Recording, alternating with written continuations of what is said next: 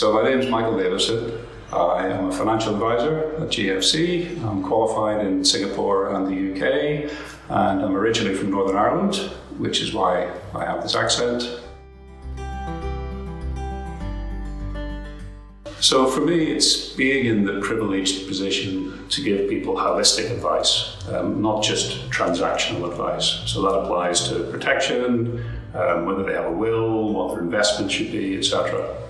And then building long-term relationships, very much keeping in touch with people as their lives progress. In my previous corporate career, I felt less useful as time went on. So it's nice to be able to get up in the morning and feel I can actually add value to people. So probably one of the more rewarding ones was taking on a client a couple of years ago from another financial advice company who had managed his pension quite badly over many years. It was making a loss, and he was extremely cynical about the whole industry and about me. So recovering that pension so that it was in profit was extremely satisfying, as well as turning his perception around about the value of financial advice. I think the most common misconception is that it only applies to high net worth individuals. I think anybody earning money, having dependents, needs to have financial advice.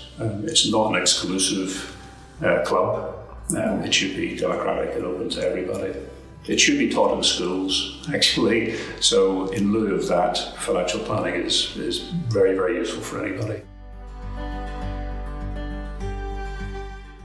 I think one of my more challenging tasks was for a client who had 7 frozen pensions in the UK, and consolidating all of those into one proactively managed pension pot.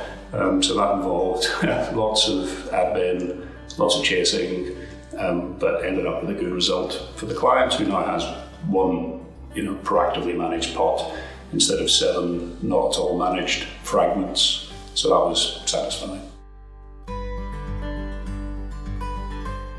So this question I could probably talk for about 10 minutes, but in summary, it's global diversification with an appropriate mixture of asset classes for clients. There is some flexibility with that if people want to lean towards particular regions or particular sectors, but generally it's trying to avoid the pitfalls, the egotistical pitfalls that some advisors fall into. There's a terrible tendency to want to time the market, and it's just not a statistically good idea. And I think we as advisors need to avoid that tendency. We need to avoid the lure of the shiny object, so buying the fund that's already gone up 100%. And I see that very much being part of the role of the financial advisor, to impart that kind of learning for the client. So I guess 2 things. First thing is I'm vegan.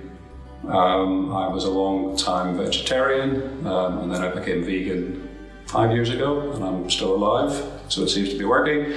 I guess the other thing is I currently have 7 guitars. I used to have 13, so I'm kind of a recovering guitar collector, but I do play them. The most important takeaway for a client is there's never a right time to start.